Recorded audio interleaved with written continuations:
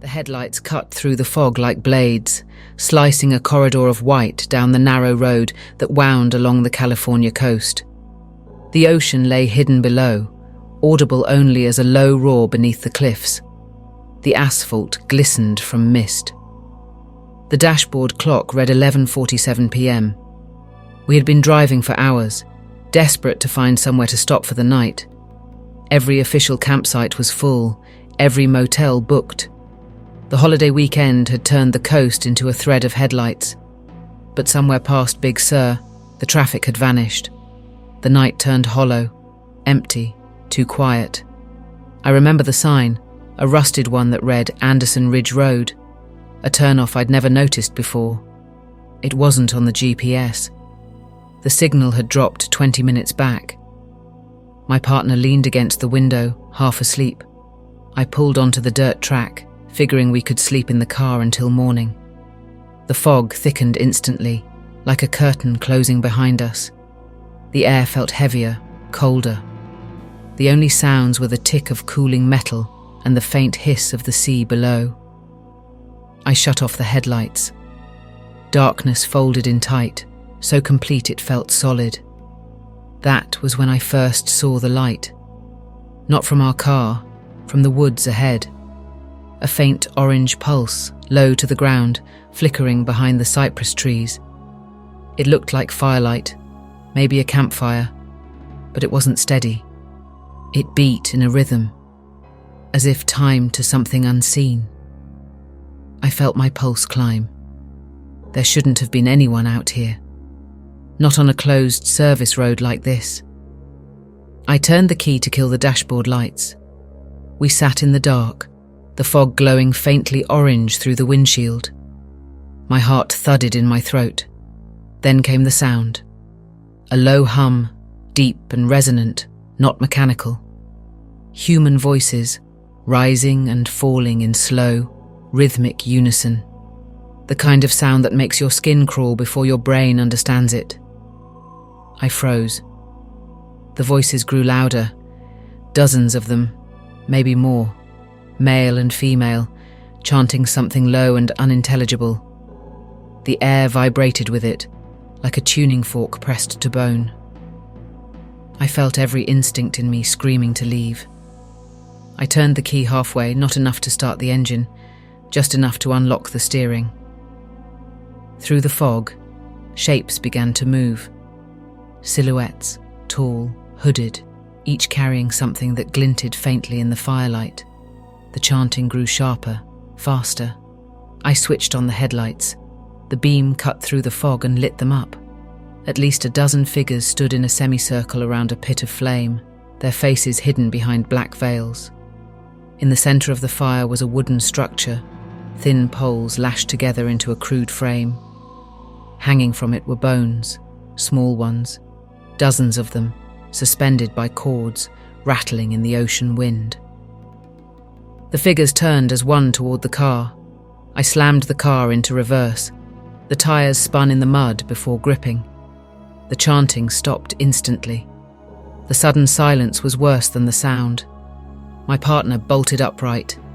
I threw the car into drive and floored it. The fog swallowed everything. For a moment I thought we were clear, until I saw the lights in the mirror. A pair of headlights had appeared behind us on the narrow dirt road. No sound of an engine, just light cutting through the mist, closing fast. My chest seized. The dirt road was twisting, hemmed in by trees, no space to turn. I pushed the car harder. Gravel spat against the undercarriage. The headlights behind stayed perfectly aligned, unwavering, gliding over every bump as if the vehicle were weightless. Ahead, the road narrowed into a single-lane bridge of old wood. The fog thinned enough to reveal the drop on either side. Black void where the cliff fell to the sea. The bridge shuddered as I crossed. Halfway across, the pursuing lights vanished. Not dimmed, vanished, snuffed out in an instant, as though absorbed by the fog. I drove another 100 yards before stopping.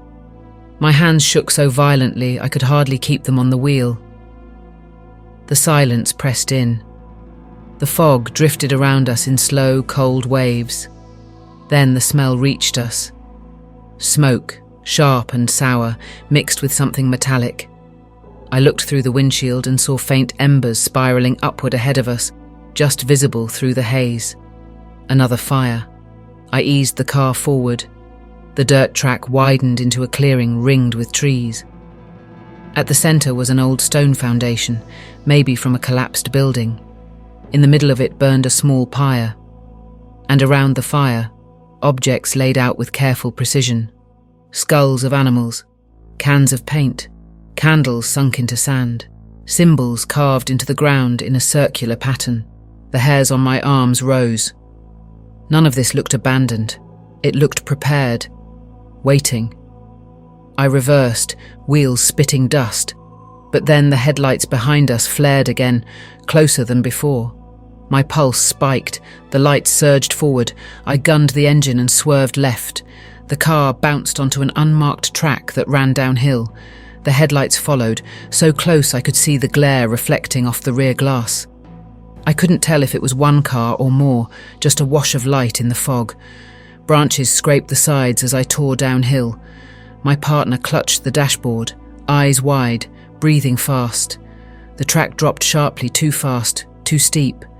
Then the ground vanished. The road ended at the cliff edge. I hit the brakes hard. The car fishtailed, stopping inches from the drop. The headlights behind cut off again. No sound, no movement. Only the ocean below, black and immense, swallowing the noise. I shifted into reverse, trying to turn, but the rear tyres sank into soft mud. The engine groaned. The car lurched but didn't move. I pressed harder. The wheels spun uselessly. A light appeared through the fog ahead, not from a car, handheld. A lantern swinging, then another, then more. Figures emerged from the mist, walking silently toward us in a loose formation. Dozens now, maybe 50, surrounding the car in an expanding ring. The firelight flickered off something metallic in their hands, long rods or poles. I could hear the surf below and the soft thump of my heartbeat. Every instinct screamed, "Don't move."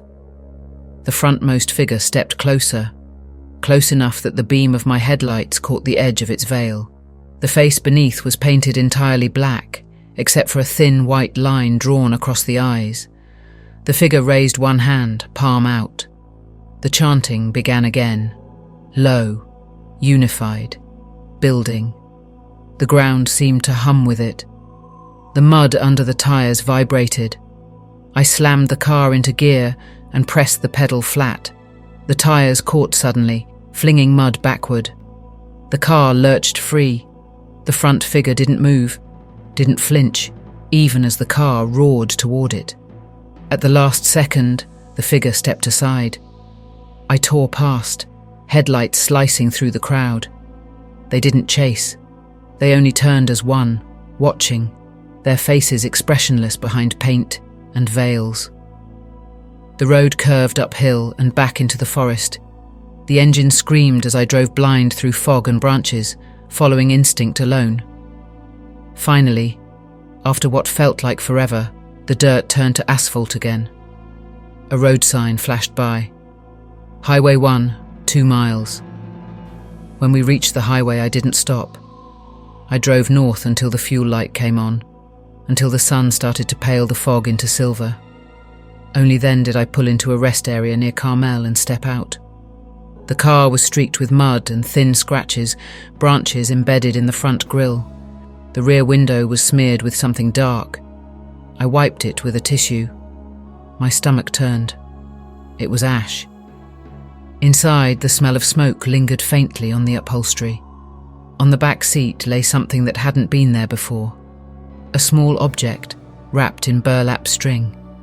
I stared at it, unable to breathe. I reached out and unfolded the cloth. Inside was a bundle of white sticks bound with wire. Bones.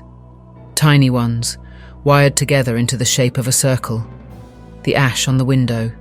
The chanting. The figures on the cliff. It all collided in my head like static. I threw the bundle into the nearest trash bin and drove straight to the nearest populated town, refusing to look in the mirrors. That was 2 years ago. I haven't gone back to the coast since. Sometimes at night, when the wind shifts, I can still hear it. The same low hum, distant, like a song carried on the air. I tell myself it's imagination, that it was some strange cult, nothing more.